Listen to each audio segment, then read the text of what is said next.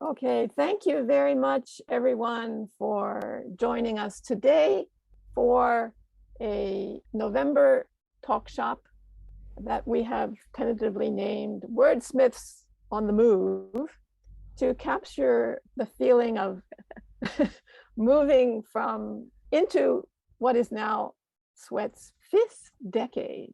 Hard to believe. Why would such an organization last so long? What is it that we're doing, and how is it that we seem to be such an enduring community, which includes gray hairs like me and generations all the way down? And so today we thought that some of us who serve on what's called the steering committee, which is the group of people who kind of keep Sweat on an even keel, would get together and talk about themselves, ourselves, and ideas relating to Sweat and what we do, as a way of sort of exciting each other about our networks and our communications and where we're going from now. So I'm really delighted to have there's about 20 people on the steering committee, but 5 people are joining us today.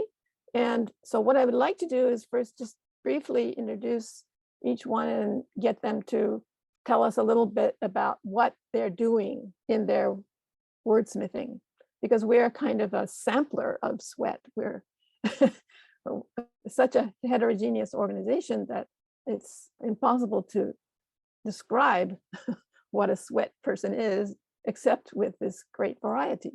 So, and then for the second 20 minutes, I'd like to focus on questions about the sort of technology and the trends and the changes that are happening to our professions. And finally, before we finish the first hour, I would like to have each person suggest some things that they start thinking about with relation to what Sweat could do in the coming years, and what they themselves would like to do, whether it's through Sweat or privately or online, or there's so many things now that we can do that I think it would be exciting to hear your ideas. So hopefully I will divide up the time skillfully, but in this time, I hope you will all help me out in asking the questions of each other so that we won't miss anything interesting that I might have overlooked. And we discussed what order, and we did say alphabetical order. So I hope you don't mind that. And so I guess that starts with Emily Balistrieri. And Emily has been a steering committee member since, I think I checked, 2014. Wow. I have so many emails with you over the years, and you've really helped us move into the SNS world with your involvement on Facebook and especially Twitter. And also last year you helped us organize 2 wonderful events, 3 translators of pop culture and 3 manga letterers and translation. The pop culture is recorded and it's available on YouTube. And the 3 letterers of translation, Susan Jones has written that up, and it's an article on the Sweat website with lots of illustrations and probably accessed by quite a few people. Anyway, could you tell us what you're into now and what excites you right now? Yeah, so just real quick, I'm Emily Balistrieri. I'm from Wisconsin in the United States, and I've been in Tokyo almost 9 years. I mainly translate prose fiction, but I do manga as well, and sometimes poetry, a little bit of subtitles, a little bit of video game kind of stuff. Most recently, I published a middle grade novel about the bombing of Hiroshima. It's called Soul Lanterns by Shokusuke. And I'm also translating Ui Kashima's rom-com manga called I Belong to the Baddest Girl at School. But I'd say yeah, I'm kind of like slowly trying to do more.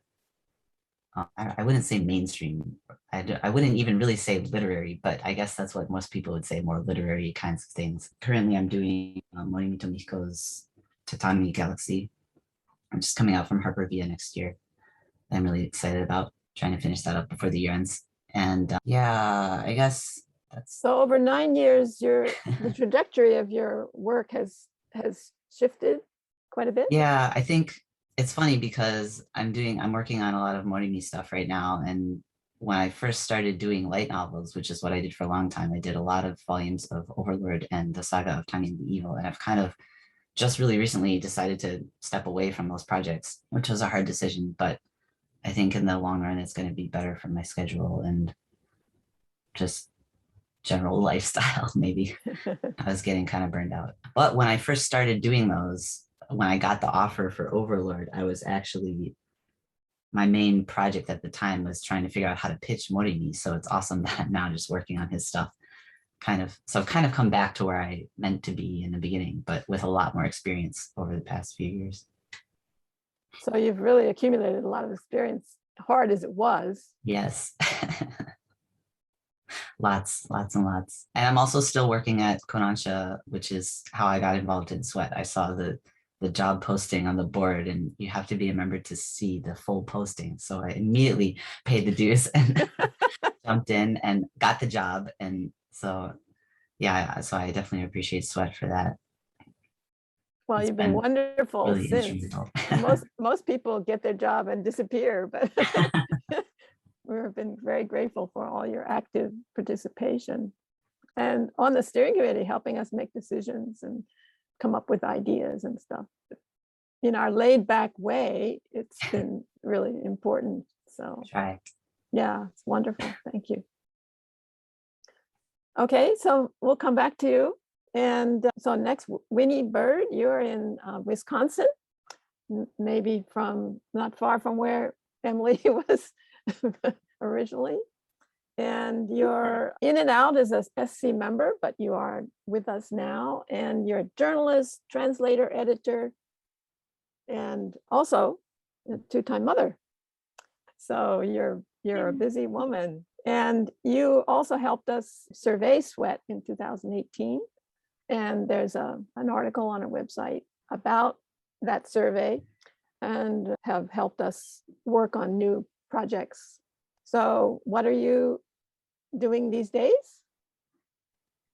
Well, yeah, I was gonna say I like Sweat because it covers all of the things I do, writing, editing, and translating. Although editing is my weakest link, probably. I have done some editing in the Japan Library series, some of those books over the years. And let's see, my background, I started out in journalism. Well, I started out teaching, but then transitioned into journalism while I was living in Japan. And then from there, kind of got into translation bit by bit.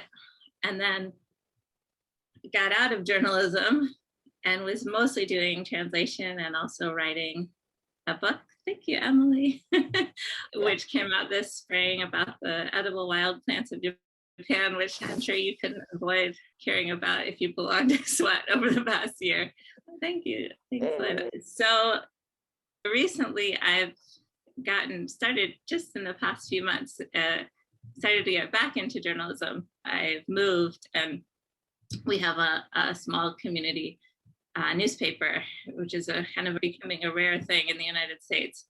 And so I've started doing some work for the paper, and I'm really enthusiastic about that. Meanwhile, continuing to do a lot of translation work, which keeps me connected to Japan and the Japanese. Are your translation clients in Japan?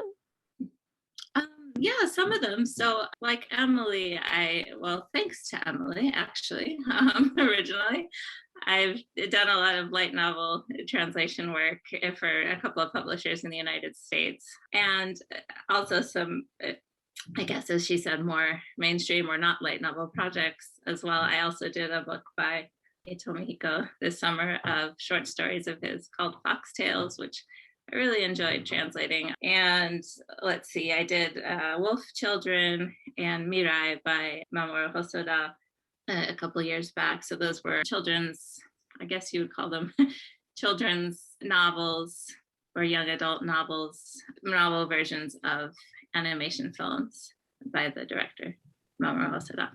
This spring, I also translated a kind of narrative nonfiction book about Yuzu and this mountain village in Tokushima.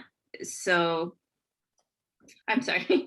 Yeah, so it's called Tekinomura. I can't remember what the final English title was, but it was a nonfiction, pretty interesting book, surprisingly, about agriculture, like kind of like the development of this village starting in the 60s and continuing through the 80s and 90s, and had some weird tragic twists. And so that was a kind of unusual project for me. And then I continued to do some of the light novel work. I did part of the Pretty Boy Detective series by Nishio Ishin, which is a kind of popular fiction writer, kind of a bit hard to categorize. I don't know, maybe Emily can categorize him better than me, but he likes word plays a lot, and he's an interesting writer. So that was a challenge as well. And right now I'm doing a very silly but kind of fun series that's like a historical mystery thriller, including a ghost of an executed noble woman. And yeah, it's completely silly but kind of fun as well. So yeah, that's kind of the crazy mix of work. So all your work like that comes through your reputation as a journalist and your website, or how do you find all these different things? Just like I have clients, a couple publishers that I work for and a couple of agencies that I work for. I also work for like an architecture PR firm that does foreign language PR for architects, contemporary architects in Japan. So I have like some long-term clients that luckily continue to give me work, knock on wood. Yeah, that cultivating that and keeping that going is one of the tricks of your career. Yeah. Okay. Yeah, great. and kind of expanding it, so you never have all your eggs in one basket. That's kind of the job security. Yeah. Yes. Right. Great. Thank you. Let's come back to you. And so next, Susan. So Susan is Nishinomiya based and member of SC and professional translator at beginning, right? And then now you are well-established teacher of translation at Kobe College and active Kansai member. And you also help us Zoom host a lot of our events we're very grateful for that. So maybe you can share a little bit of what you're doing now. Sure. So I've been a translator for about 25 years, and I've been teaching translation for about 15 years here at Kobe College, but the balance has shifted over the years. Before, I was mostly a translator while teaching one class on the side, one translation class, but now in the past 5 years, I've switched to teaching full-time and sort of helping form a 3-year curriculum of translation. And my own translation work has sort of fallen by the wayside a bit. It's definitely been downsized. The most recent translation I've done that I can share that was not for private use was the subtitles for Egao no Toride by Kuro Tanino. It's a play, a stage play, and the Japan Foundation uploaded a bunch of videos of Japanese theater, contemporary Japanese theater in the past year of pandemic when they couldn't do live performances. It was a wonderful project. I was really happy to be asked to subtitle that. And I'll put the link to it in the chat if anybody's interested in taking a look at that. But for the most part, I've really been concentrating on machine translation and teaching translation.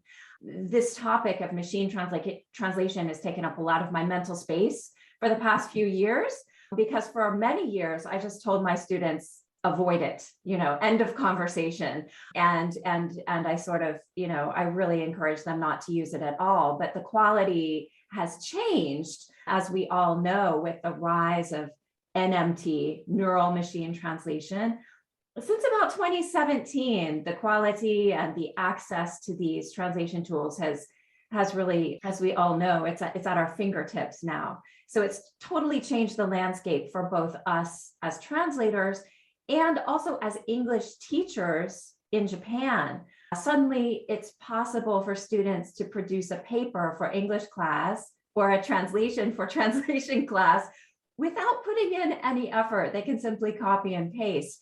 Not that the quality is perfect, of course, but the past year and a half of being in the pandemic has really brought this into sharp focus for most university students who have been working from home and studying from home, and they can just copy and paste and plug it into a translator. But I also realized that the change in machine translation has made it an essential part of our industry, of both the translation industry in many sectors. So it's changed my outlook on how I teach, because I now feel like I would be doing a disservice to my students if I don't teach them how to use machine translation responsibly, not just copying and pasting a result from machine translation, how to use machine translation, how to use those MT-driven platforms like MemSource, MemoQ, Trados, all of those. Not all of my students are going to go on to be professional translators, but a lot of them are going to be in positions where they're hiring translators, where they're working as project managers, where they might be asked to do a one-off translation project at their company in the future, in their future workplace. So really, I feel like I would be remiss if I didn't at least teach them how to use machine translation responsibly.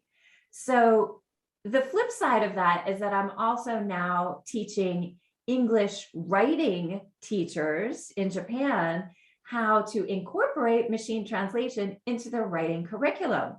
So far this year, I've spoken at 4 different venues about just that topic.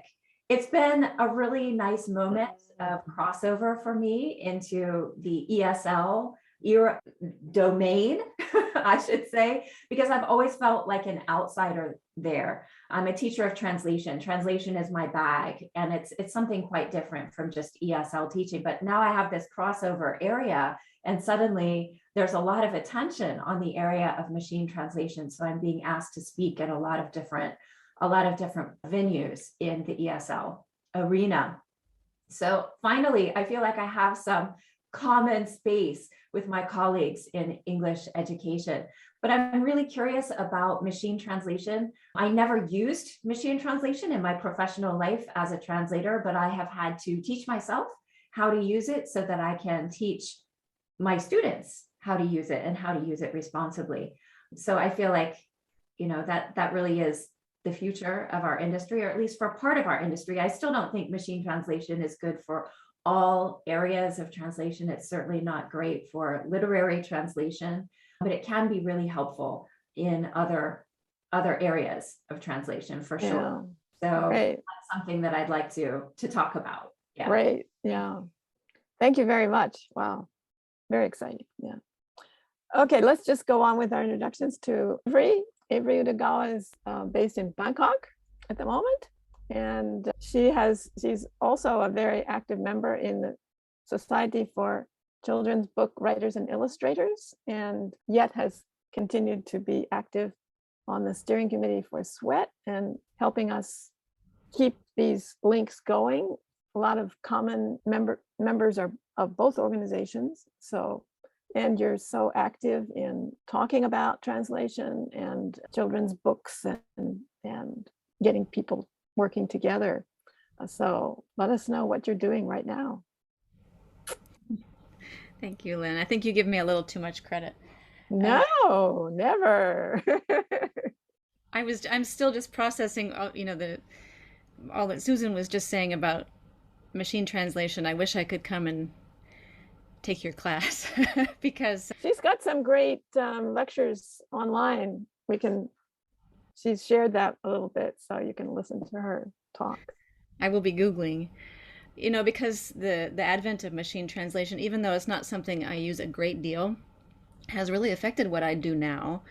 I kind of wear multiple hats. I am, as a translator, focused on children's literature translation from Japanese to English.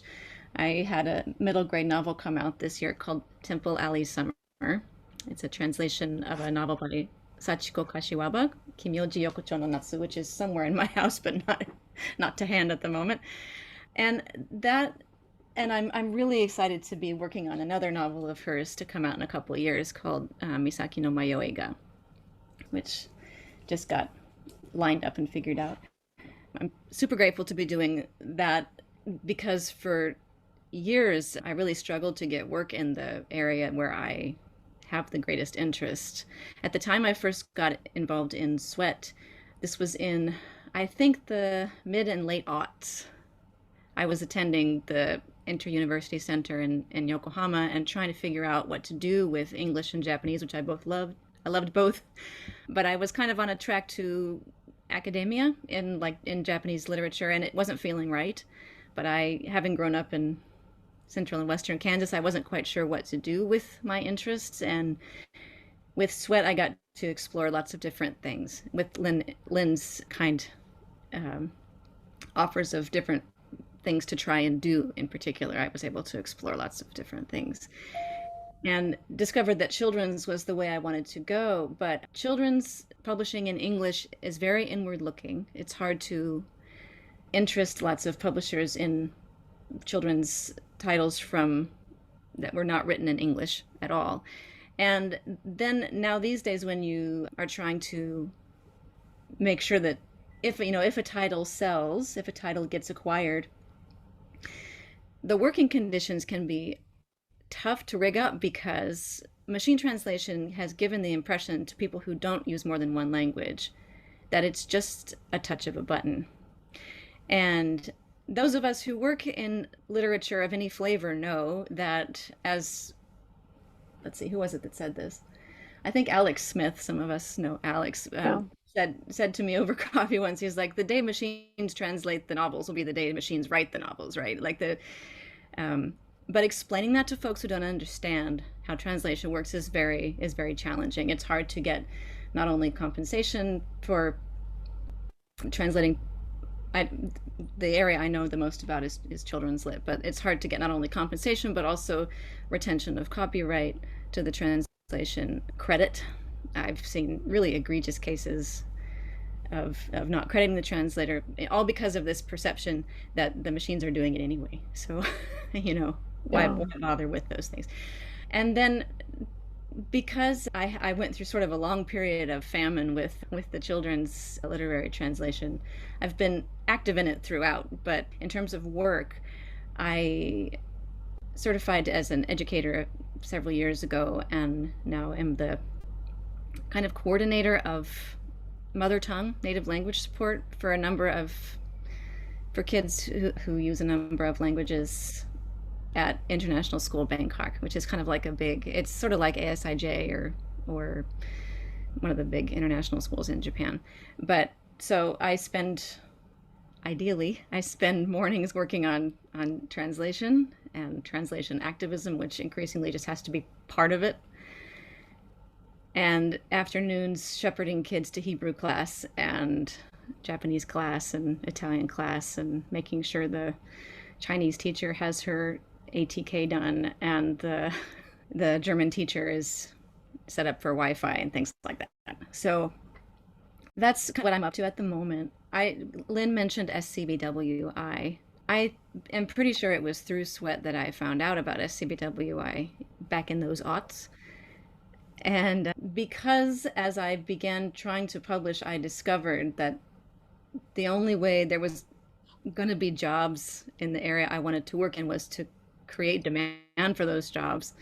I've become quite involved in SCBWI because it is a large organization centered in the US and well known by the US publishing industry. Trying to get SCBWI as a whole to talk about translation, I think, is one way to get especially US children's publishing to acknowledge its existence. So I am doing an international translator coordinator role in SCBWI, which is taking quite a bit of time, sometimes with not many results, but still taking time. And then I've also been coordinating some translation things in SCBWI Japan region, which is a small, the Japan focused group. But this all started with Lynn being willing to teach me things like how to edit articles for the Sweat newsletter with the Chicago Manual of Style and the JSS and, in-house style guides. I went and sat at her elbow at Monument and Nipponica for a while when I was pregnant with my first child. I've also got two, Winnie. And, trying to figure out again what to do with those interests that I wasn't sure where to channel. And Lynn was lovely about giving me a chance to see what you can do with those things. And now you're doing that for other people. It's wonderful. We're trying anyway. Okay, well, thank you very much, Avery. We'll come back to you. Such a full life you have. And another woman with full life, Lisa Wilcut, Yokohama-based writer, editor, translator, teacher. And you've been wonderful, active member of steering committee, and we have what's called the active team in Sweat. It's about 7 people who actually do stuff. And Lisa has been really active in helping us plan events, get these Zoom things going. And she's my right-hand man for editing and helping me with brainstorming. Really grateful for your support. Of course, everybody's supporting me. I wouldn't be doing this if I didn't have all the support of everyone here. But anyway, tell us what you're doing. Thanks, Lynn. I should just say otagai-sama to start with. And so, yeah, actually, I started with Sweat and getting to know you by volunteering to help. One of those, let's, have a meeting to plan next year's events things. And I was the only one that showed up. And and boom, things just took off from there. And so that, if I've helped Sweat at all, I'm happy because Sweat has helped me so much. And Lynn in particular, just, to let me just throw my story in of, the getting started with, it was the history of art in Japan, brought me on as like pinch hitting copy editor for this crazy crunch session. And at that time met what is the word for Saji-san's organization, the book packager and not a publisher, but the Festina Lente. Right, but the type of organization that puts it all together and does absolutely everything. And then from that, that was Winnie, that was a Japan Library project. I've also then done a lot of editing for Japan Library. And then the person I worked with there is branched off and done all kinds of different things that I'm still working with. But anyway, it's like the 6 degrees of separation in Kevin Bacon game is like, it all goes back to Lynn. It's no. This chain, it all starts there. And so now I'll maybe talk about some of those things. So I started out doing mostly translation, but now I'm doing mostly editing. But I translate a lot of different things in the Japanese cultural and historical sphere. And Buddhism is a specialty. And I did this series that Shogakukan published. They took 10 of them and turned them some of the Zen temples, turned them into these English things.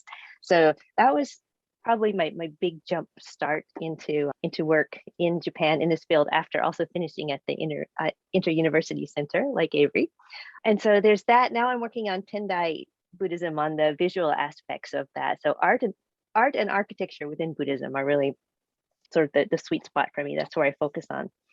And I mentioned I'm doing a lot of editing. I was a copy editor for this book, the Kirai Shoran Scroll from Japan Library that Julie Carpenter translated, actually. And this is my next new project. The authors of this book are doing an article based on the book that I'm going to translate, and it's going to be up on a website to promote the Nihonbashi area. So if you don't know this, it's this scroll from 1805, I think it was. It's huge, it's long, and it shows this daily life along Nihonbashi, the street going from there up towards Kanda.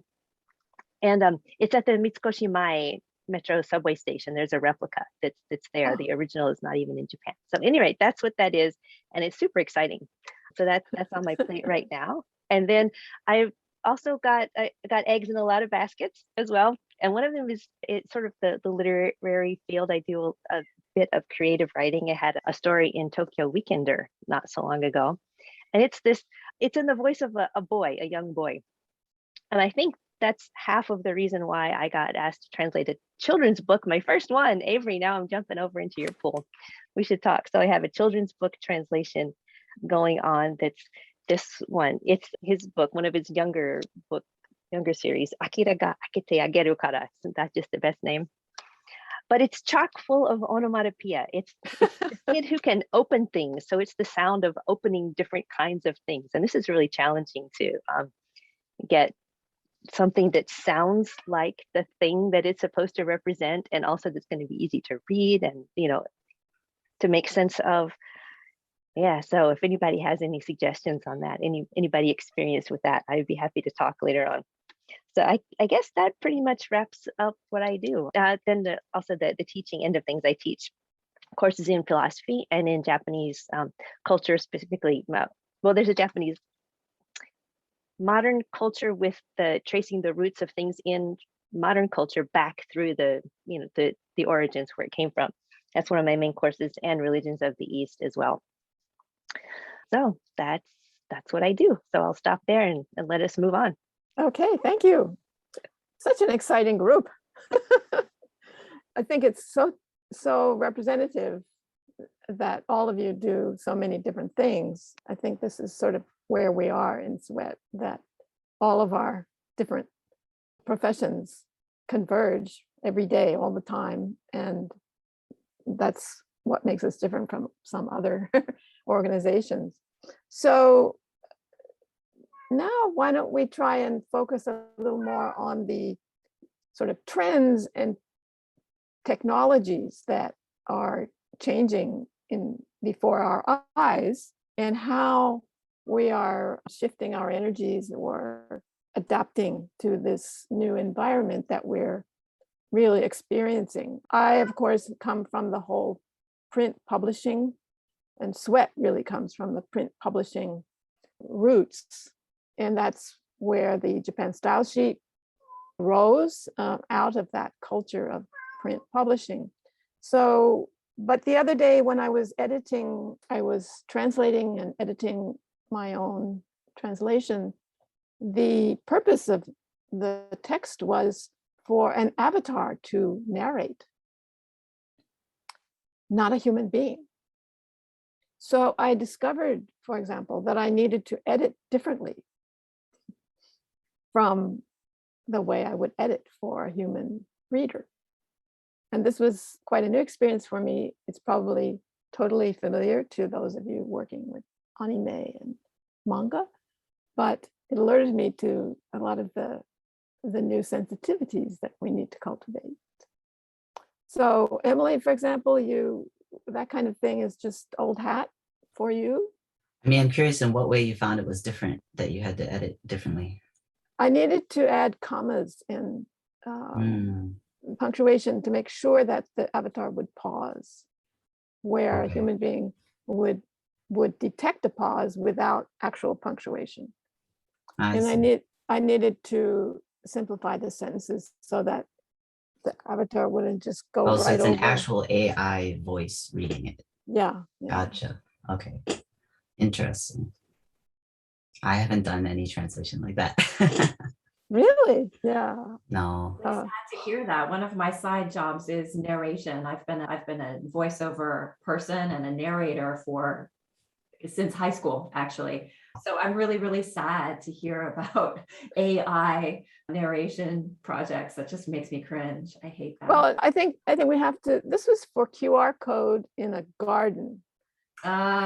People would go up to see this exhibition of chrysanthemums, and they would get a QR code. They zap on that, and then it narrates to them what they are seeing. But you can have a human narrator do that. I just did a project. Tell me about the chrysanthemums. Yeah. Sorry. What? I said I want Susan to tell me about the chrysanthemums if I could. That's right. That's I right. think it was an experiment, but it was a very interesting one. They created an avatar, very cute manga-like character, and that character was, gesturing, and someone had gone to a great creative process to create this model something or other, and hand gestures and body movements and the whole business. And then you're listening. So I think we're going to see a lot more of this, you guys. Sadly, it does. I don't know if it's sad. I think it's where we're going. Yeah. Yeah. Well, I can say that it costs a lot more money to hire not only the voice artist, but also the editor and the director and the producer of just the audio. So it is pricey. It's a lot more expensive to use real people to do that. Yeah.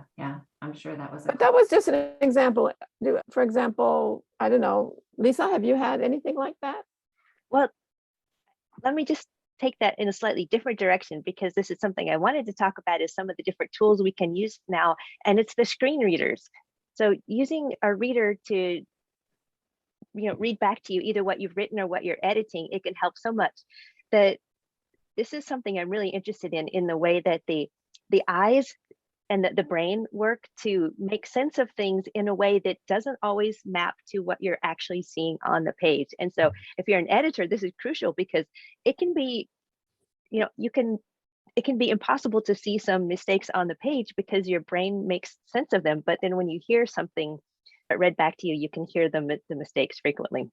Or you can hear what it sounds like. You can hear, if something is awkward.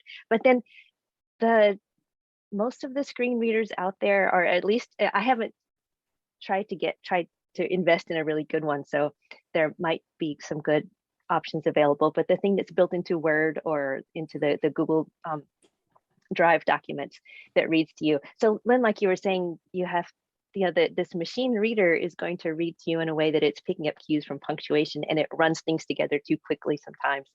So there's limitations to using that to hear how your word is, what you've written, your text is coming out. But it is a useful tool.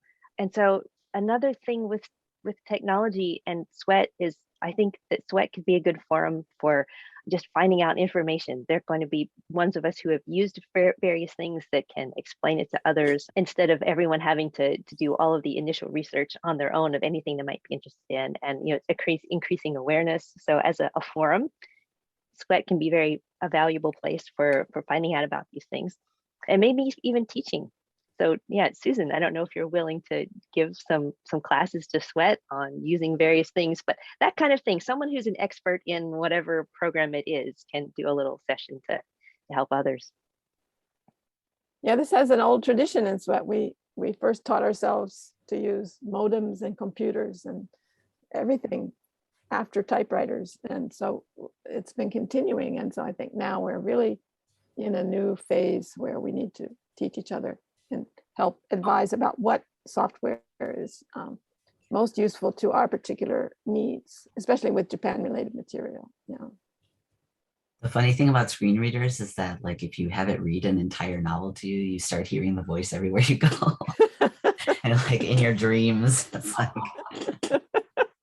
and then when you hear it again after a long time, you're like, oh yeah, or you have it read a different book to you and you're like, this is very strange. This is the guy who reads that other book.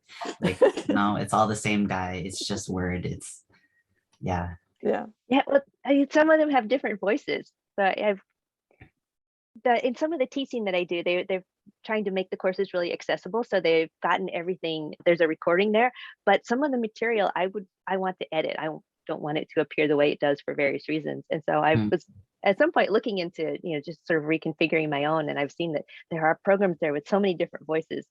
I don't know if any of them are actually worth investing in or not. None of the free ones that I have found that I've plugged in a little bit of a trial of anything into have sounded like it was worth using at all. I also find that like certain words get pronounced in a really funny way or like an interesting way, and that kind of keeps me engaged more than just reading with my eyes, like listening to all the goofy things the computer says. But also, like what you were saying about how it helps you catch things that your eyes would have missed. I think also just like having what was I gonna say?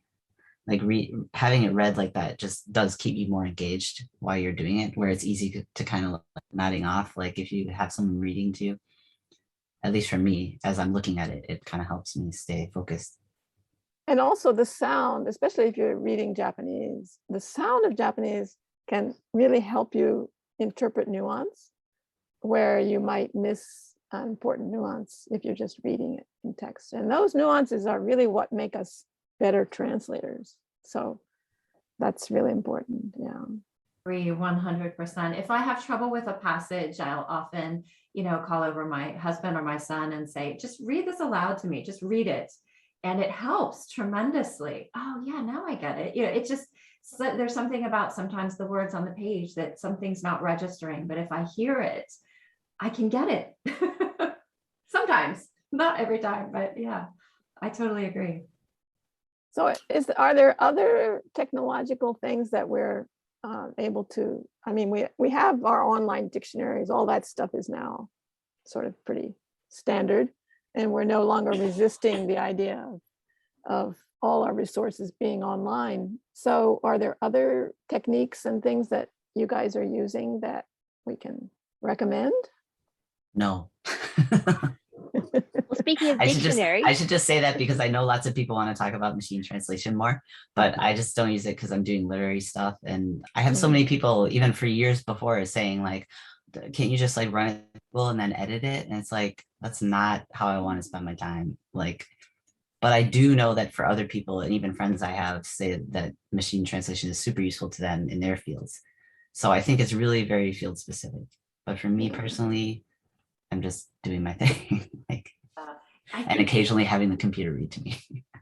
Yeah. I read a study the other day that they were studying machine translation and how it deals with literary translation specifically. And it's still, it's still not there. And it's still, the good parts about machine translation are that if you have repetitive texts or the same type of text that you're translating constantly, it's very useful because you can access this translation memory. You can keep the consistency that you need to have in those documents. So it's really wonderful. It acts as a great check on the human translator. But for what you're doing, absolutely not. Just no. But like, I don't even want it to be like, I'm doing this because it's artistic and I enjoy it. And I want to support the authors who are doing their art. So I just don't need a computer to help me with that beyond, a dictionary and stuff like that.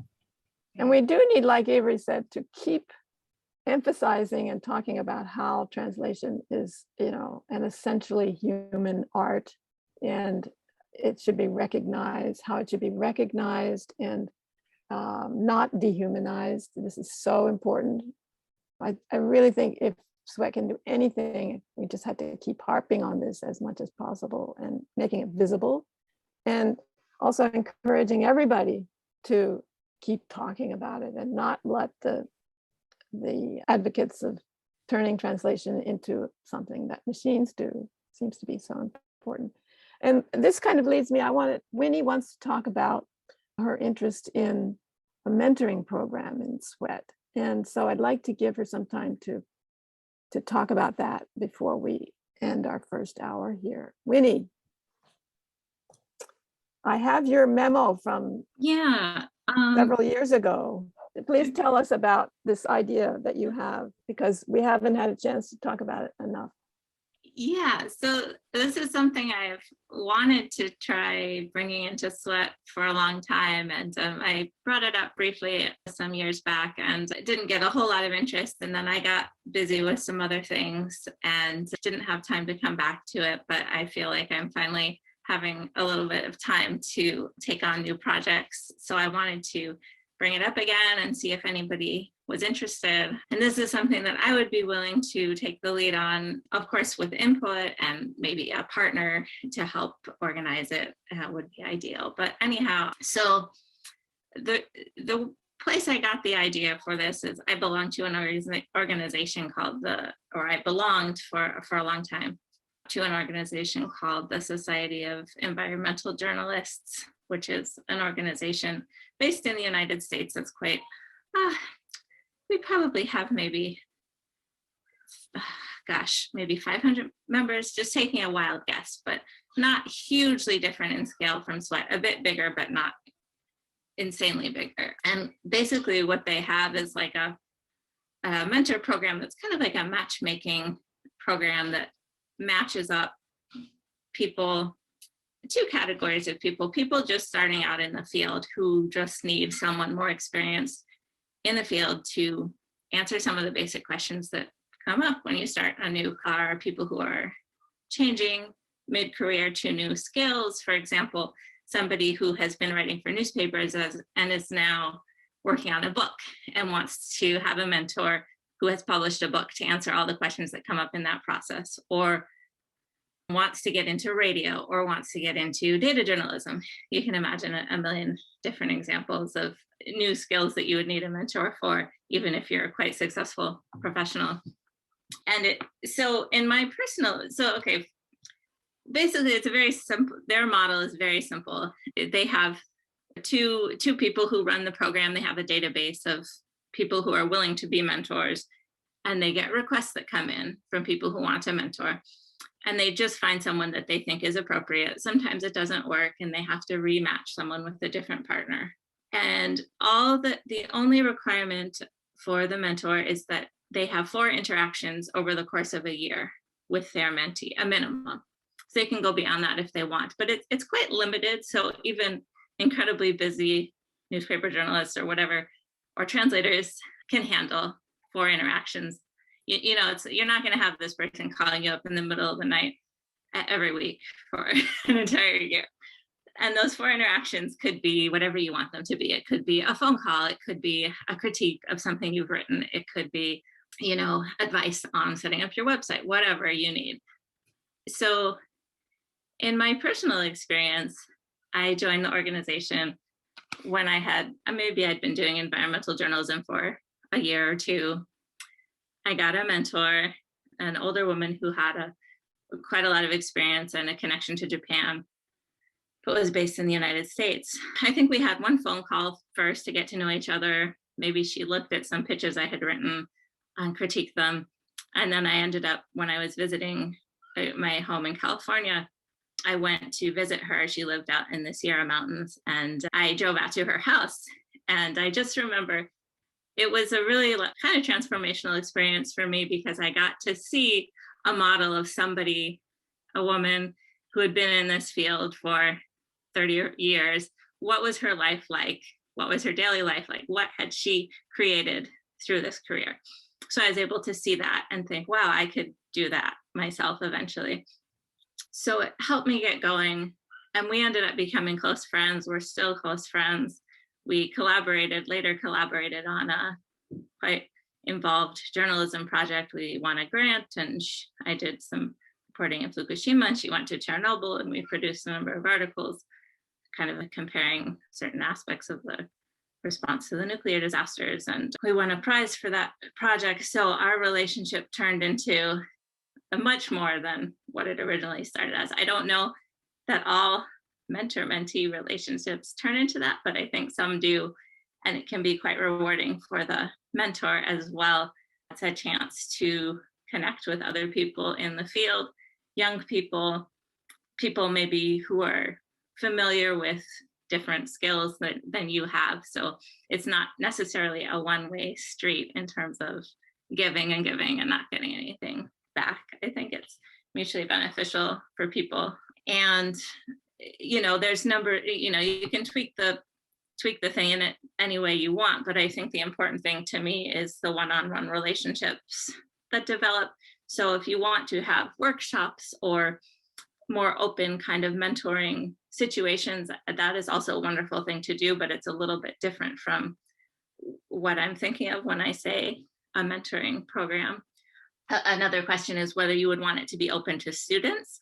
You might want to let the mentor decide whether or not they want to interact with students or people who are already a professional working in the field. My preference would be maybe professionals, because you kind of get past a certain hurdle of certain basic things are understood, when you're actually working in the field. Let's see. Oh, the other important thing is that it's a hugely important way that that organization brings in new members, because you have to be a member to get a mentor. And then most people obviously stick with the organization because they have a pretty strong tie to it by that point, which might be beneficial for us as well. And the other reason I think it would be a good fit for Sweat possibly is just the range of people we have in the organization and the range of skills. So pretty much like whatever somebody wants to get started in that has to do with words and Japan, there's probably going to be someone in Sweat who has experience in that thing who could be of use. So yeah, those are my that's just a general overview. Again, I would be willing to be quite involved if other people were interested. And of course, as Lynn said, I will send out a message to the steering committee as well and see what people think before moving forward at all with it. But I just kind of wanted to send out feelers to see if anybody thought that would be a positive thing for us to look into. Yeah, really. I think this would be great. And the timing may be very good to develop this since we're coming out of the pandemic. And we also already have these wonderful Zoom tools that would make mentoring and menteeing so much more immediate. I put the contact address for Sweat, and anyone in the audience who's interested, I hope you will let us know so that we can create a sort of group of people who would be able to support Winnie's efforts. Long ago, when we were publishing the Sweat newsletter, we had a publication that we had to get out several times a year, and a huge number of Sweat members contributed and worked together.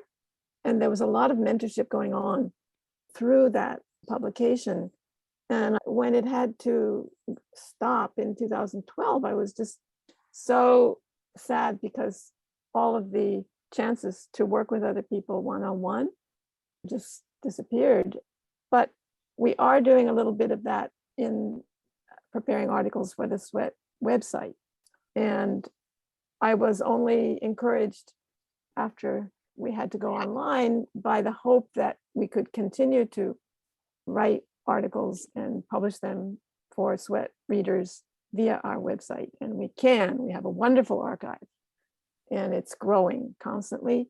And all it takes is the idea for a piece and somebody to work with it and other people to help them. And so we can use Sweat material to actually foster these mentor-mentee relationships, I think, because there's so much that we could do through the organization to help and support our members and other people who come in through that kind of work, whether it's volunteer or whether it's individual. We do have this place where the receptacle for what we collaborate with.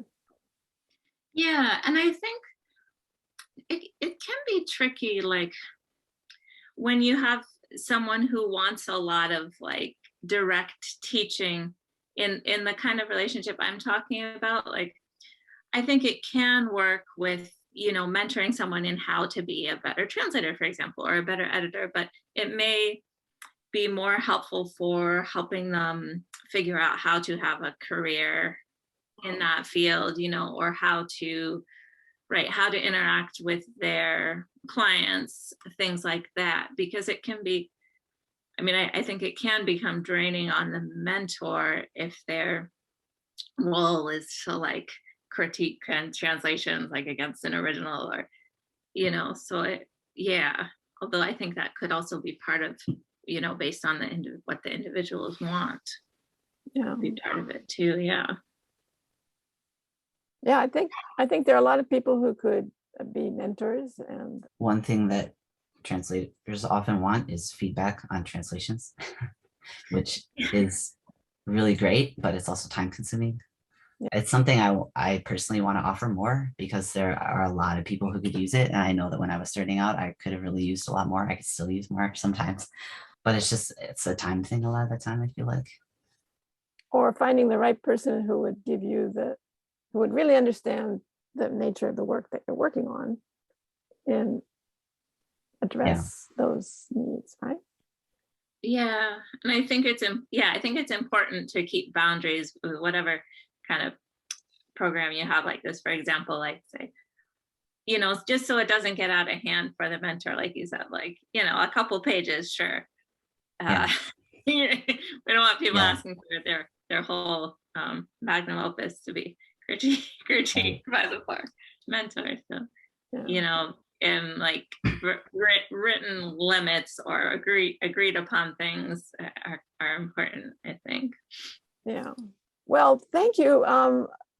We've come to the end of our first hour already, so maybe we should take a little break here and then come back and get everybody involved and asking questions. How about that? So shall we come back at 11:10, at 10 after the hour? Sure. For you Sounds people good. on other time zones. Okay, thank you. That was wonderful, everyone. Very stimulated.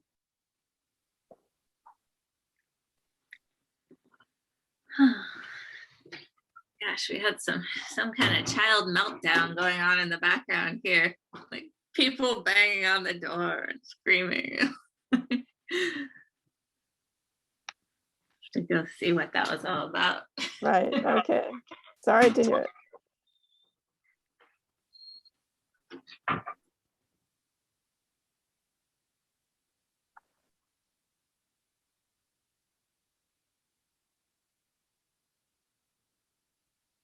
So,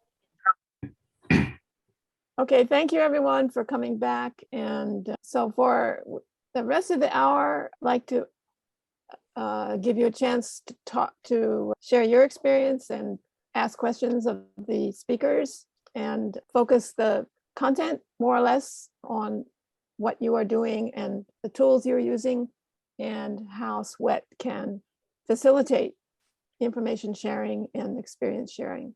So anyone want to give a start off? Lynn, could I start with something that picks up with something that I noticed during the mentoring talk, is that you were mentioning how, sort of lamenting how, back in the, I won't say the good old days, but when Sweat had a physical publication to put out and people were like learning at each other's elbows, that kind of thing, which so many people in the first introductory part talked about. That kind of thing, that in one sense, it's a shame that we've lost that. But on the other hand, that's the perfect intersection right now with looking at how writing and all of the things associated with it and publishing are changing and going into this online world. And that maybe, so I don't want to, my disclaimer here is that I'm going to say this, don't take it as I'm saying that you're not doing anything, because a lot of people in Sweat are working very hard to create material and things, but maybe this is exactly the sort of crucible, this point where we as Sweat could work on creating digital online content in such a way that's also instructive to us and learning how to do things and what's out there and what's possible. And it might just be the perfect meeting of two things that we need right there. Great idea. So I don't, that's something like just the seed that might develop, we can pick up. I don't have any further places to take that at the moment, but it just occurred to me that looks like a good intersection. Sounds good. I'm all for moving into the new era with even just this format of being able to use Zoom and to connect us much more than we were before. One of my very early Sweat experiences was a workshop actually that you did, Lynn, many, many years ago. I'm thinking around 1999, maybe 2000-ish. Oh. And you actually came to Kansai. It was a Kansai event. I didn't have the money at that point to come to Tokyo, so I'm sure it was in Kansai. And it was a translation workshop. And it was really, really, really helpful to me. I was a newbie translator, and having that kind of professional advice and critique of my work was really extremely useful. I mean, I had no other access to that kind of information, but I think we can continue to do that kind of thing in this online format for sure. Even if it's not, I think the mentorship program is good for its own purpose, but I also think we can set up sort of regular regular, instead of a discussion or having a guest speaker, we can have these workshop sessions, online workshop sessions. I think that's really, really helpful. Yeah. If I may, I mentioned Becky Davis. I'm talking about workshops that were done in the 80s. Yeah. It Those were wonderful. Yes. And the thing about them is they weren't one-off events. They typically were like once a week for 4 to 6 weeks, or over a weekend, 2 or 3 days in a row, something like that. And you really got into some substance with them. I mean, that's where Becky Davis, I learned everything I think I know about typography from Becky. Yeah. And Burnt Langer back in the day when people had to worry about, print layouts and color registration and that kind of stuff in the printing process. That was where I learned about that. I knew nothing about that when I came here. And one of the problems now, John, is that we're all a little bit amateurs. There are so few of us who really have in-depth experience with a profession or an art the way Becky and Bernd and those people, that the things that they had to offer were the kind of thing that a lot of us really don't possess. We have to collaborate in order to offer that kind of certainly I've been sitting here thinking I would love to have Susan do a session workshop on machine learning and what it's doing to translation. Yeah, sure, we can do it. Because that would be totally cool. I will mention to her that actually just before we came to Japan, I spent a year in one of the early AI projects doing natural language programming for a system called FRUMP, Fast Reading, Understanding, and Memory Program. And the biggest thing we learned in that was the importance of what we were calling world knowledge. And I think what the best way to communicate it is a joke. It was sort of a joke that went around, which is we imagine a near future scenario in which there's a satellite circling the Earth and it's loaded with hydrogen bomb tipped missiles. And its mission is to preserve peace on Earth by instantly zapping, any country that starts a war. And then you imagine someone on the other side frantically typing, "No, Trump, no, Russia crushes Israel. That was a soccer game."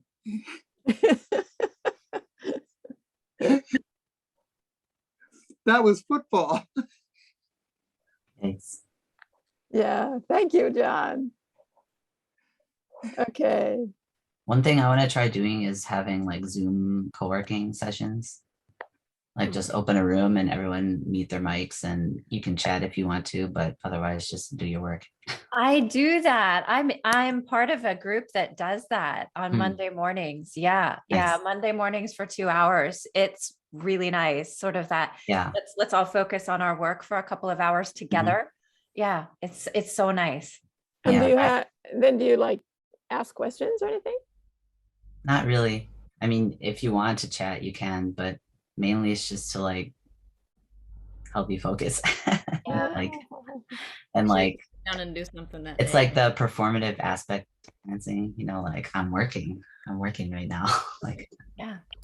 Reminds me of my kids' virtual school for several months here recently. I mean, that's what they do. Teacher teaches a lesson, they're all working together, they can unmute and ask a question as they go. I mean, grown-ups can do it too.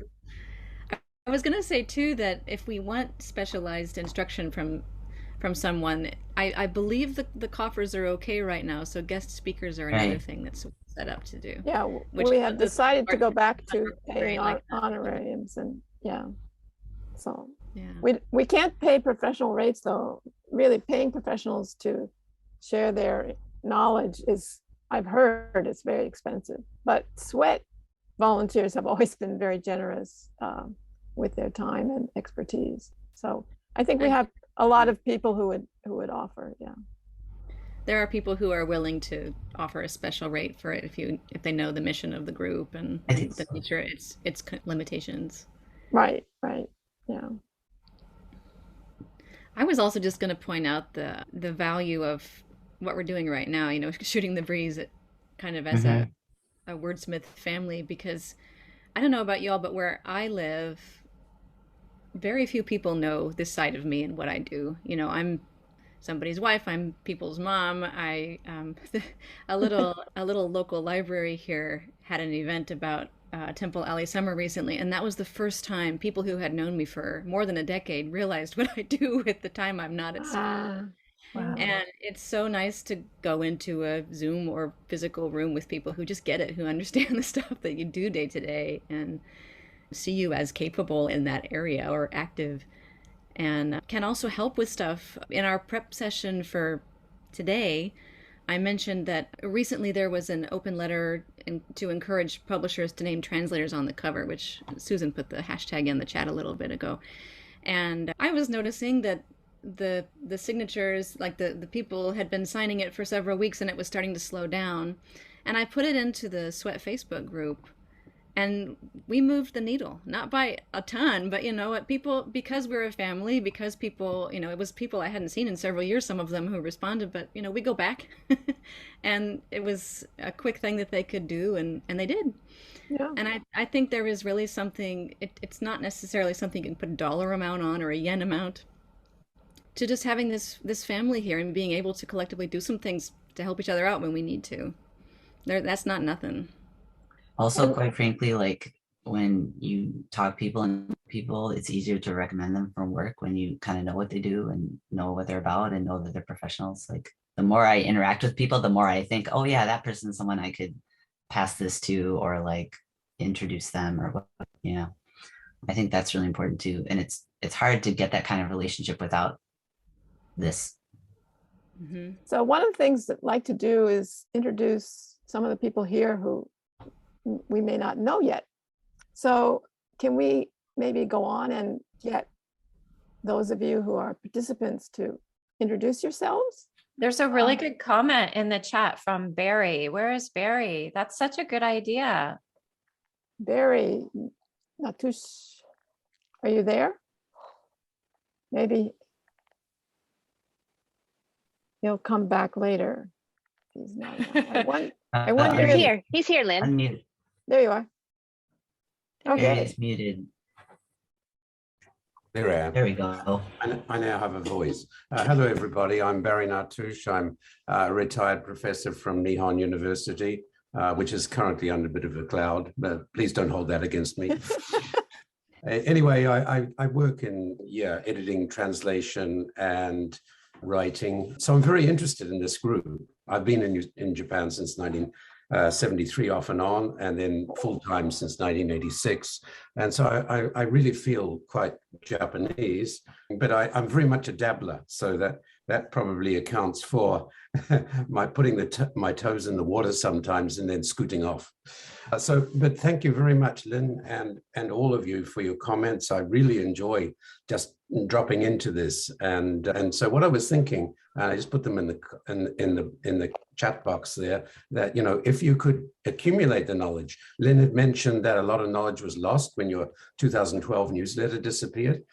And, we sort of have to make the jump from print media to digital media, and that's sometimes hard to do. So doing it through digital archives or video repositories, that sort of thing, that was what I had in mind when I put that comment in chat. Okay, thanks. Thank you very much. That's amazing. You've been here longer than I have, which is Defeat. One thing though, I love Japan very much, but over the years until COVID, I was able to stay in Japan long term because I could leave the country to get a little refreshed time to time. Okay, thanks. Yeah, often we have to turn to Sweat to get our refreshment. Okay, so great to meet Barry and know who you are. And who else do we have who's new? Anybody else want to speak up? Olivia has introduced herself a little bit. She's based in Karuizawa, right? Yes. Hi, nice to meet you, everyone. So should I talk about what I'm doing now? I just mentioned briefly where you come from and what you're doing. Yeah. So I come from France. I was working in publishing in France and translating as a freelancer. So for publishing industry, so nonfiction and fiction books, and also in the cinema. So translating scenarios from Spanish and English to present to the French. We call it the national organization that helps producing films in France and gives a lot of grants for film directors. So I did that, and I had the opportunity to study abroad in Japan in 2015. And then I decided to come back to have a rare language to my portfolio. I'm not there yet. I came back in November. So I'm learning actively now, trying to get there. So now I'm working in communications for an international school in Kajizawa.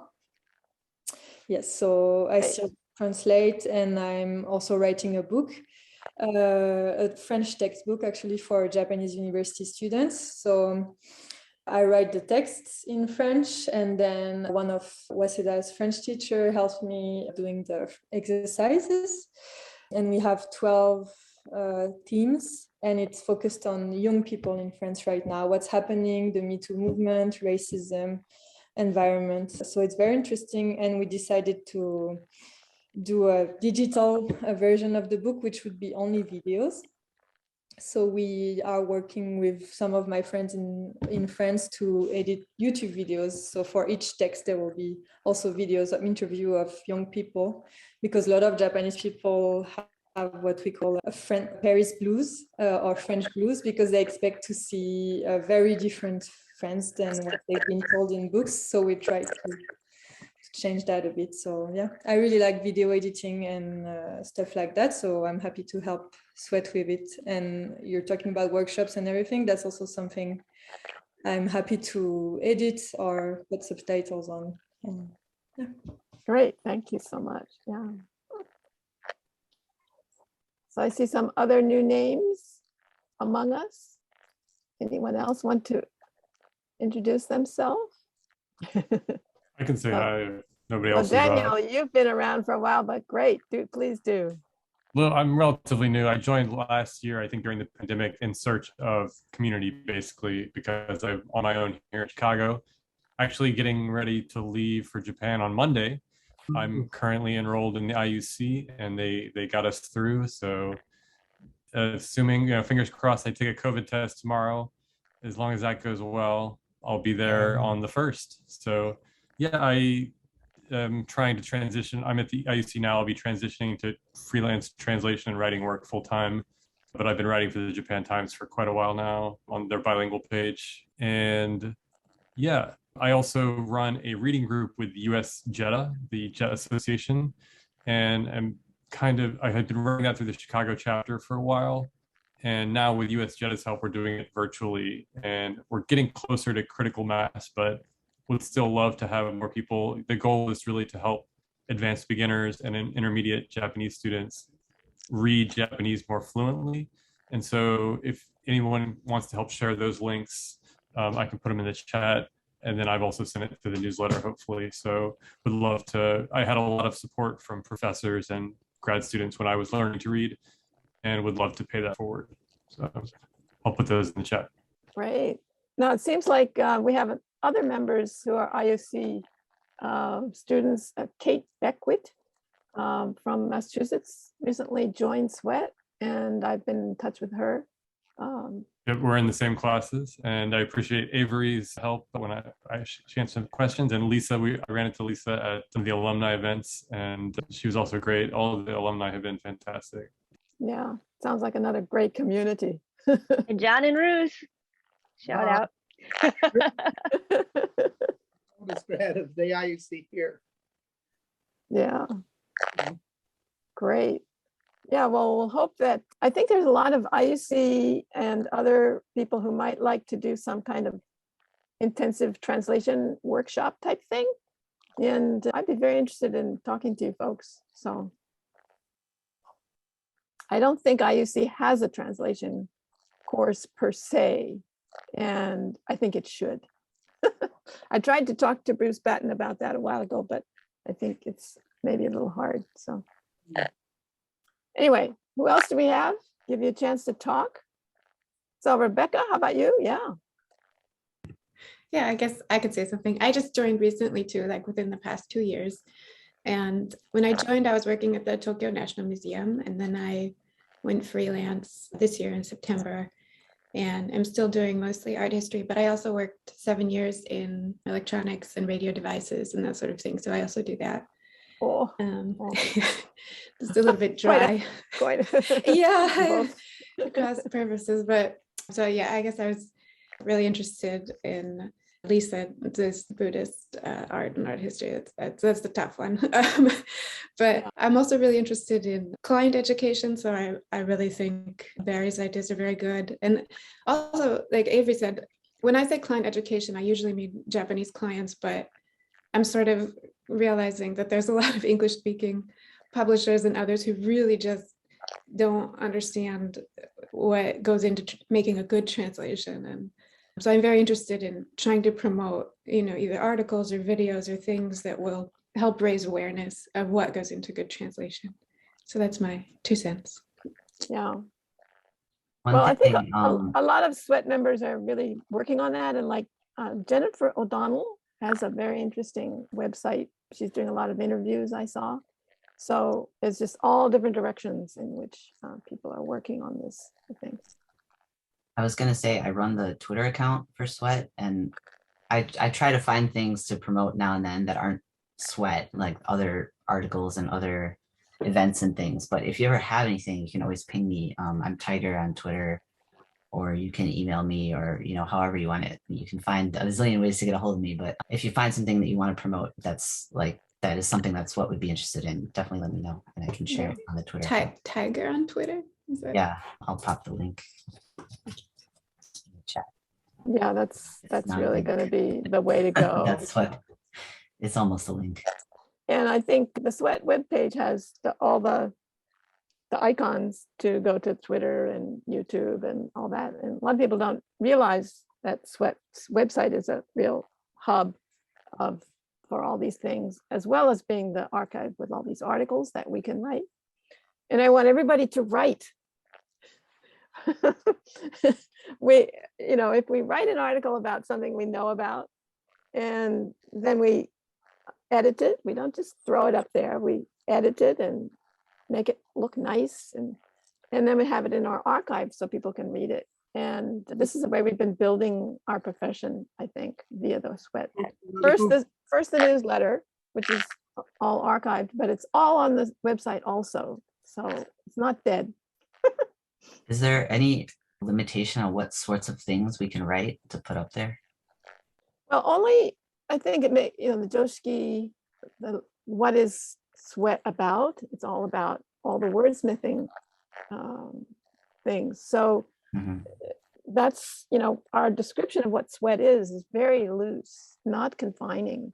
Right. But we are more or less organized to Japanese to English translation and Right. English and that sort of thing. So if you could kind of get the gist of what we're about,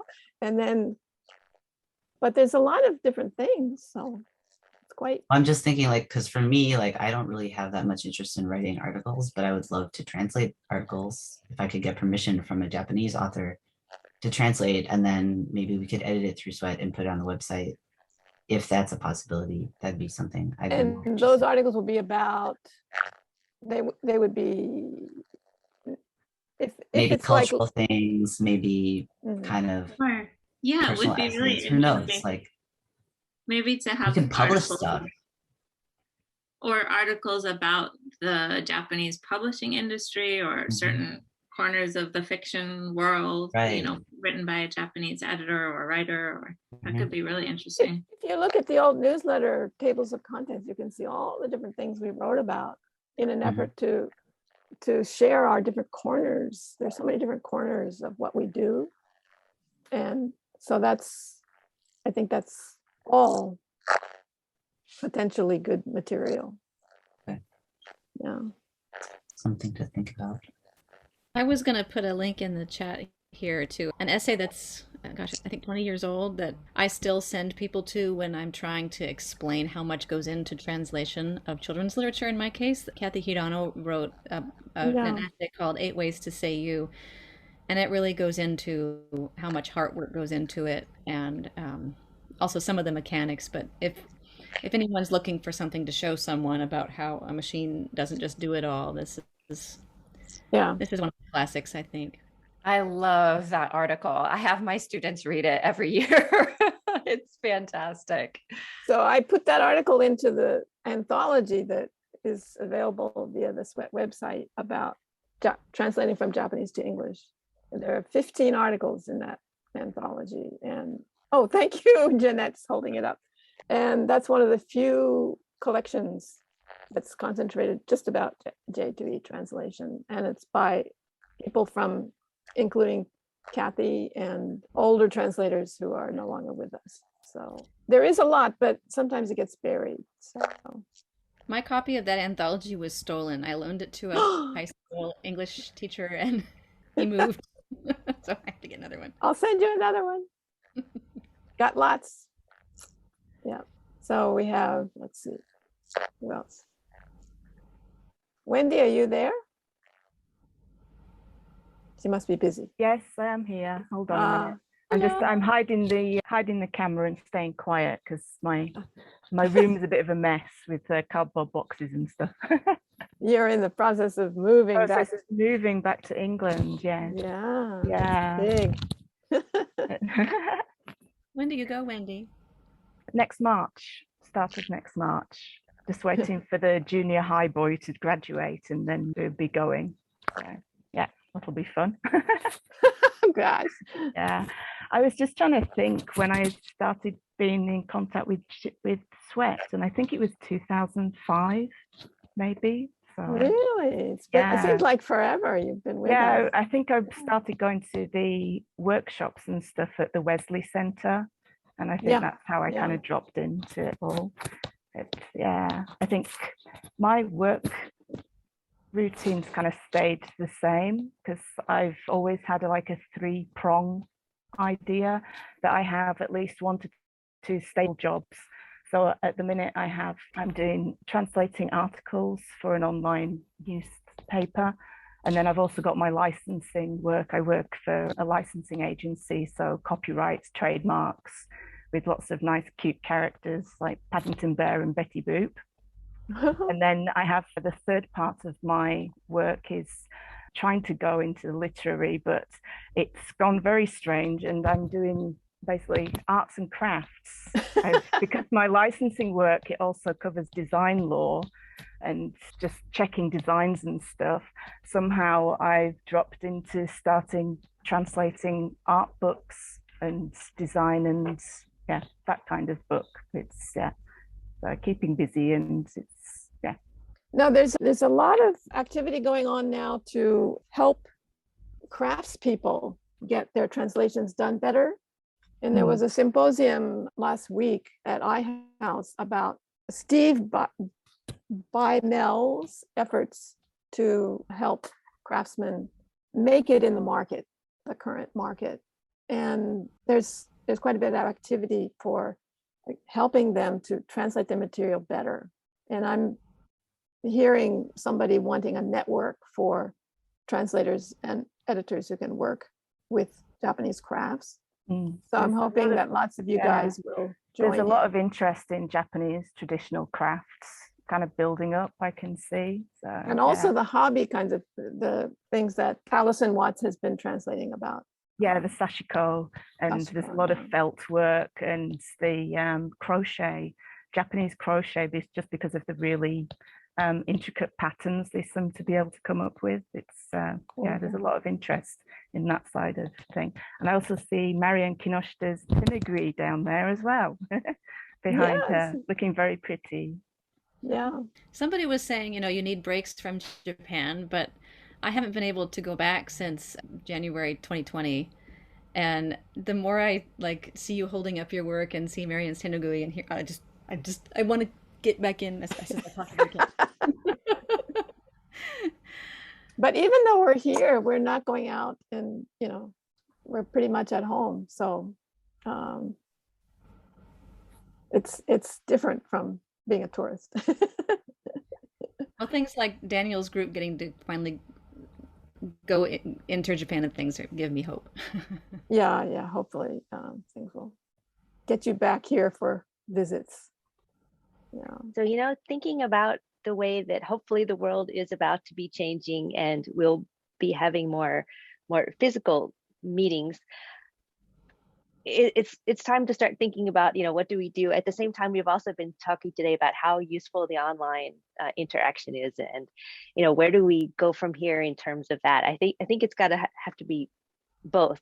Yeah. But maybe how do we, and Lynn, what you're just doing right now is getting everybody to introduce themselves, to talk about what we're doing, because that's how Sweat has worked all along, is meeting people. It has been in person and finding out about what people do, and you just get a sense about someone when you meet them face to face and have a chance to talk to them in a just one-on-one or in a very small group. It's very different here. When anyone speaks, it's like it's being on stage. It's in front of everybody. It's not just this little conversation. But how do we continue to keep our networks going here online, and in terms of meeting people that we can give work to, or get work from, depending on which side you're on? And how do we balance that? That's something we need to maybe start coming up with some plans about it. So I'm putting that out there. If people have ideas, we'd really love to hear them. It's time to think about that.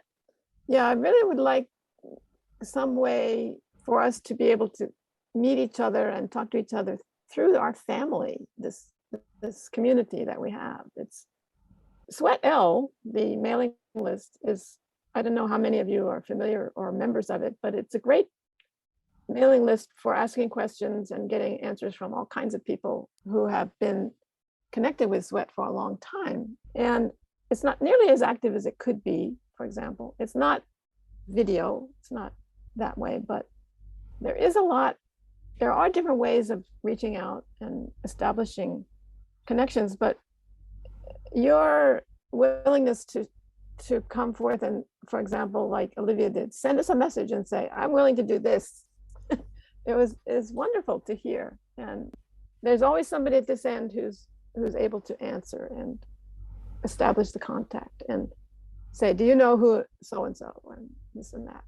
So I hope we can do more of that and combine the digital and face-to-face in years to come, definitely. Personally, I don't feel that much need to go back to face because we can get so many more people together. It makes it so much more accessible here. Yeah. One thing we could do to encourage more kind of smaller conversations to happen is do breakout rooms. Yeah. Have we done that before? I don't think we have. I don't think we have, yeah. And that's one thing, because it just throws random people together, and then you can chat personally and get to know each other a little better. And then we can all come back. We can do it a couple times, like that kind of thing. I was thinking also, when you were talking about Q&As in the email, we could do like a monthly, just like come ask questions and get answers from whoever's happens to show up kind of thing too. Like Sweat office hours or something. Or the water cooler. Yeah.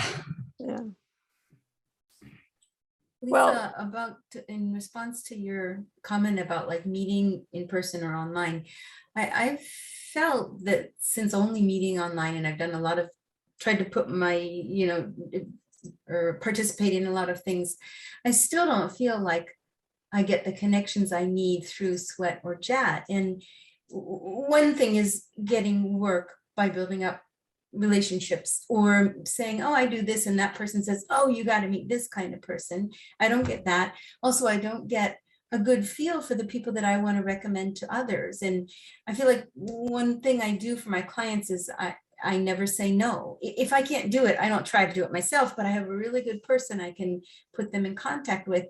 And I have fewer and fewer people like that. And I go to, like, say, the JAT directory and try to find someone, but I don't want to recommend someone I have never met, actually. So I agree with you. I don't have a solution, but I want that solution. If you hear of it, let me know too.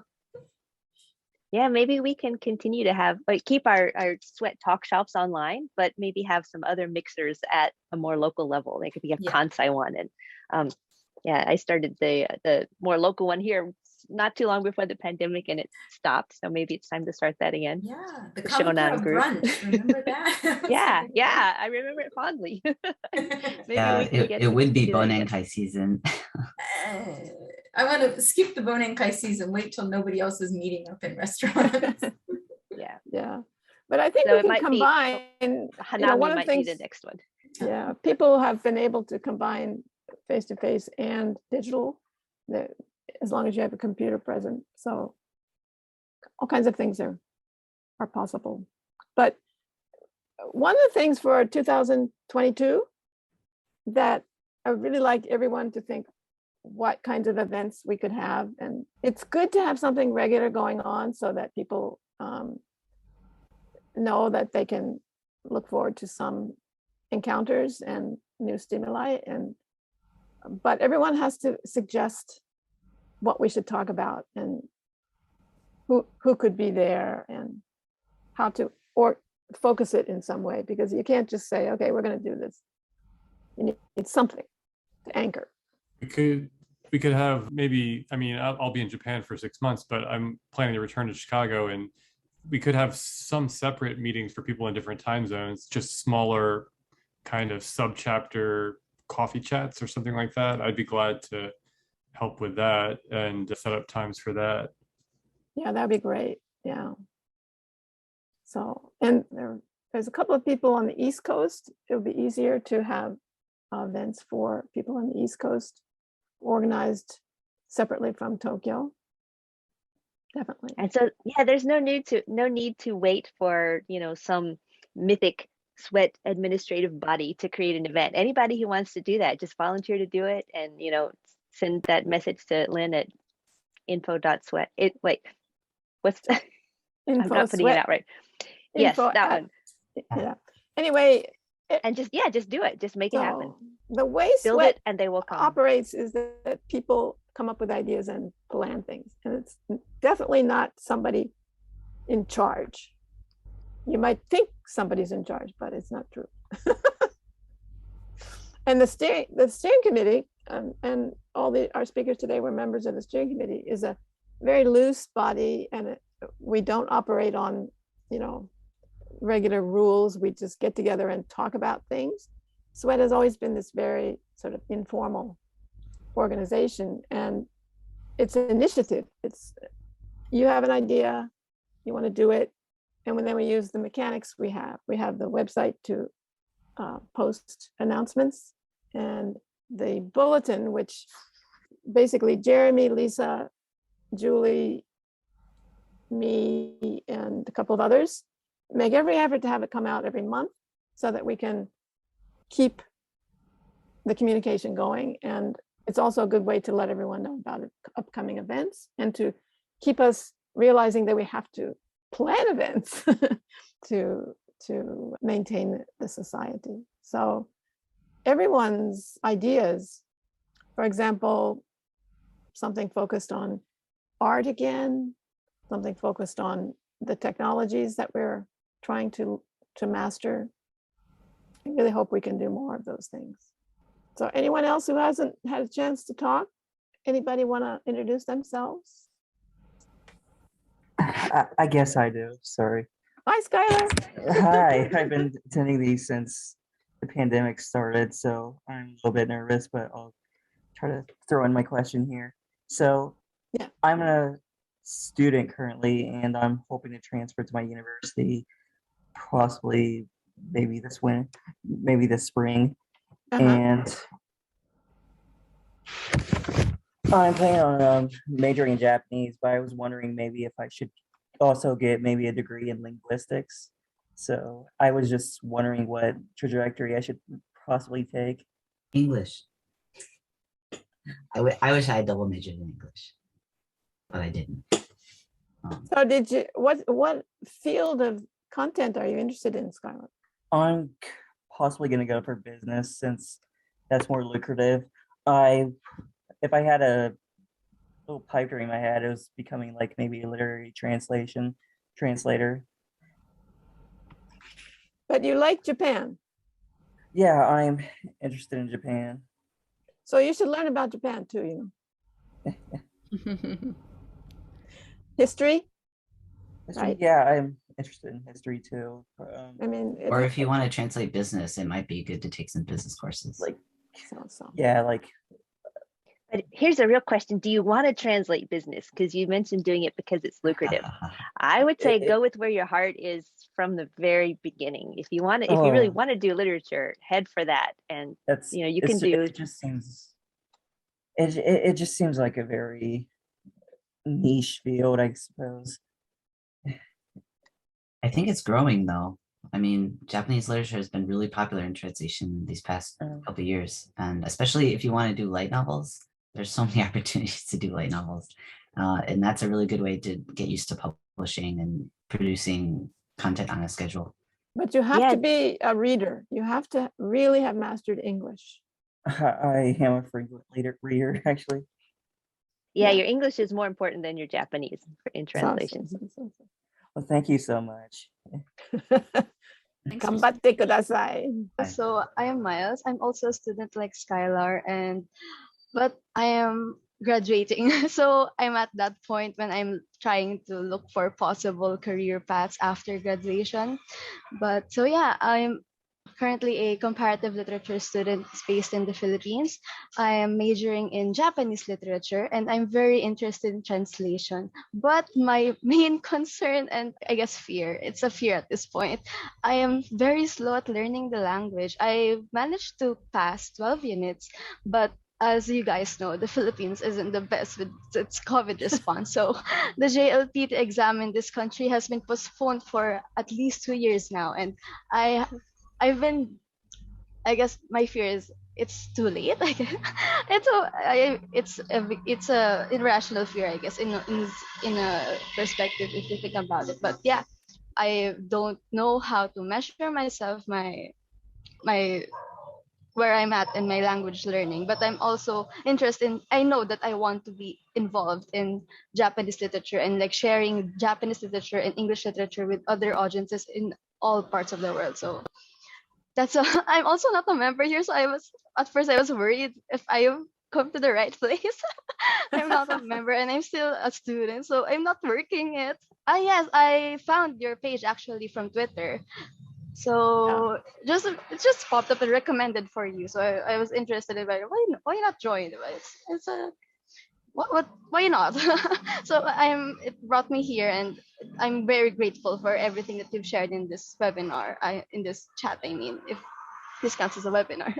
So, well, you're still young, Miles. So don't get too much of a rush. You can learn so much right where you are to back up your language study. Learning about Japan itself is just as important as learning the language. I think everyone here would say. And so, read all the books you can, read them as novels, read Shogun, all these old novels that are of questionable historicity, but tell you about Japan.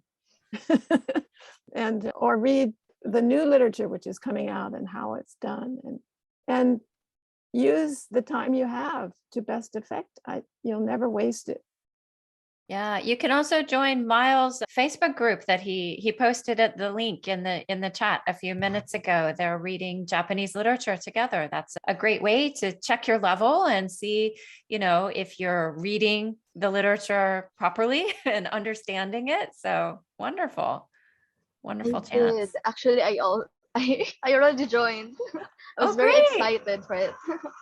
This next month is a really good opportunity. We're doing a children's story. The difficulty level has really varied over month to month, but this next month is, I think, a little bit easier, and it should be pretty good, I think. I'll be in quarantine in Tokyo, fingers crossed. So captive audience. I'll be the captive audience for sure. We'll see. Hopefully everybody else will get some interest. We switched the times because I've been having class in the evenings. We had a lot of success was doing it every Tuesday, second Tuesday in the evenings in the US time, but I had to switch to the weekends, and that made it, I think people just want their weekends. And so, for the next couple months, we'll see how it goes with this, doing it in the mornings in Japan, Friday evenings in the US. But then once I get back to Chicago, planning to do it every Tuesday, because I do feel like something about Tuesdays always seem to work for some reason.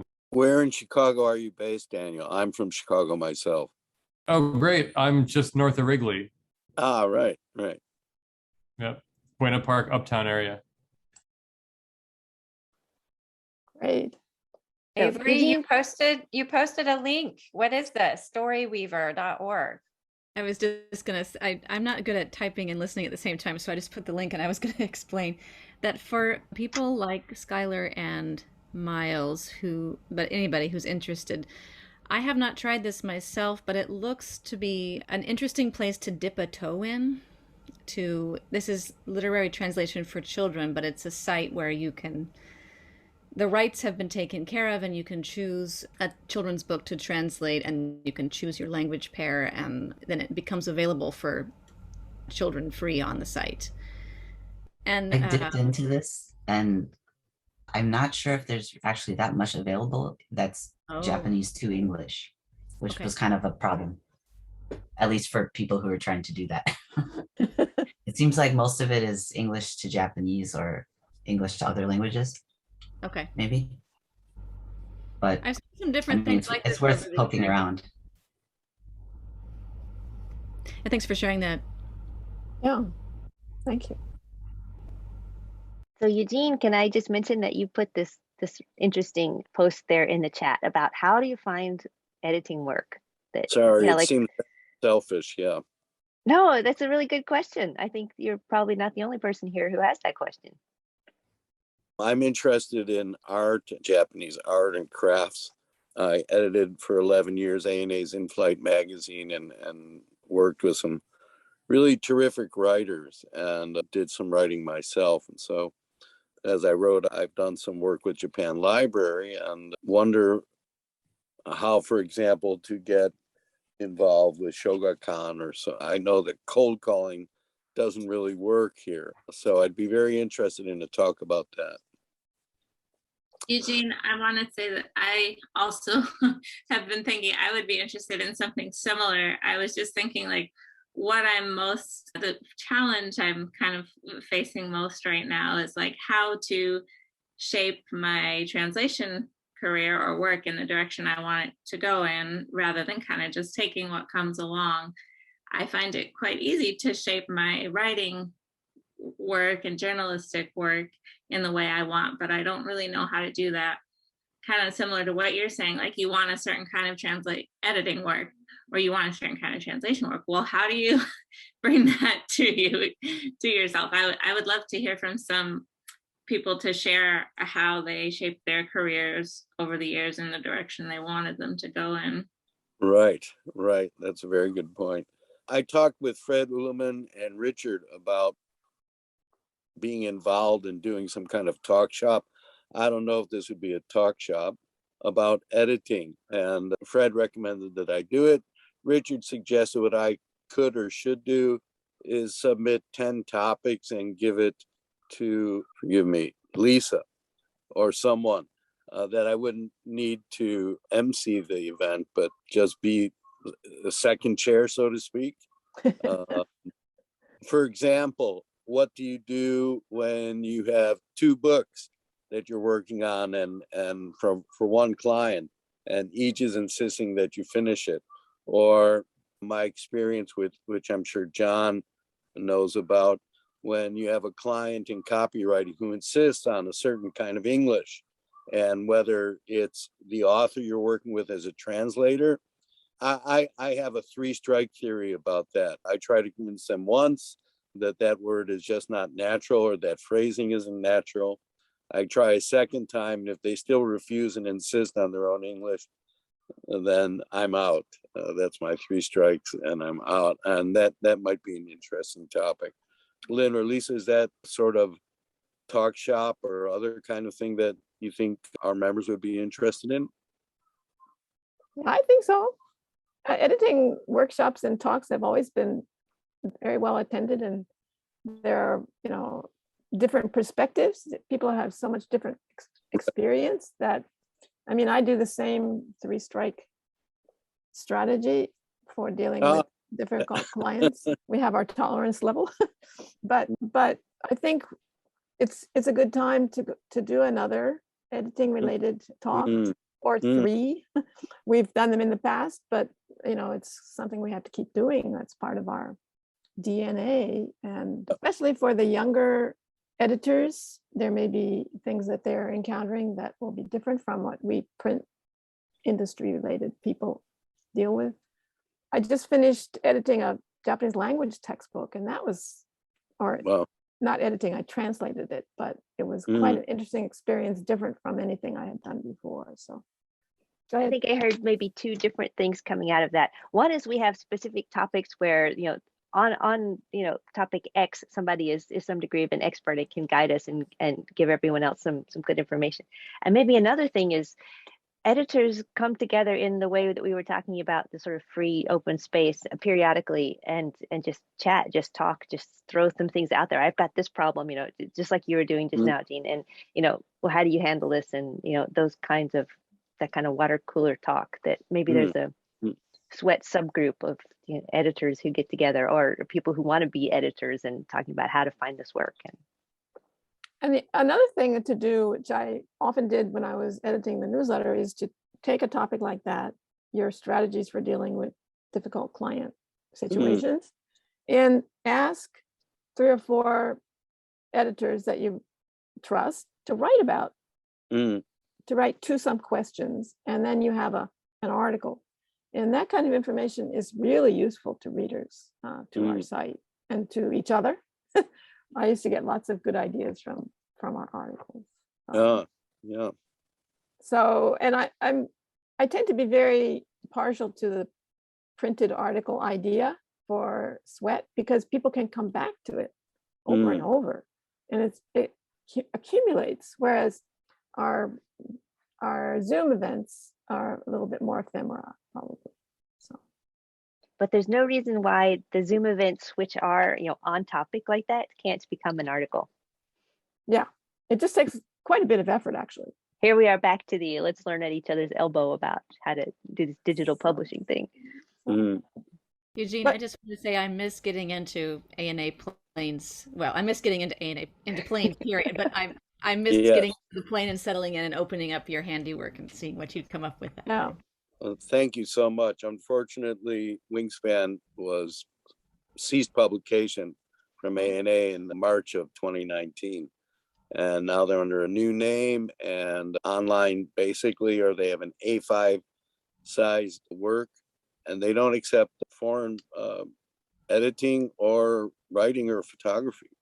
It's all in-house, which is quite a shame. They started out rather poorly, but now the design is a little bit better. I do some rewriting for one of their pieces, but that was quite a loss. Even when I came on board, the fiction contest had ceased, which was a great source for a lot of people, including Suzanne Kamata and Shoko. Oh. Yeah.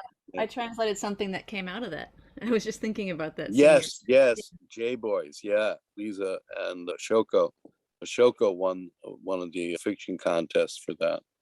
And I believe at that time, part of the prize was a round trip ticket to anywhere where A&A went. And I believe that's how Suzanne, perhaps, first went to Paris, or was able to go to Paris. Oh, really?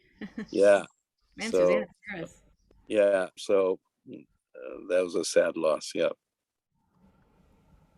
But thanks for that. I'm glad that was a good memory for you, and a good project was a result of that. For sure. So we're past the noon hour, and our official time of ending our talk, which could probably go on for quite a bit longer. But is there anyone else who would like to raise their hand while we're still going here? If not, I would like to thank Emily, Winnie, Susan, Lisa, and all the rest of you for joining us today and making this such a rich and interesting discussion. And look forward to the new year. So thanks everybody.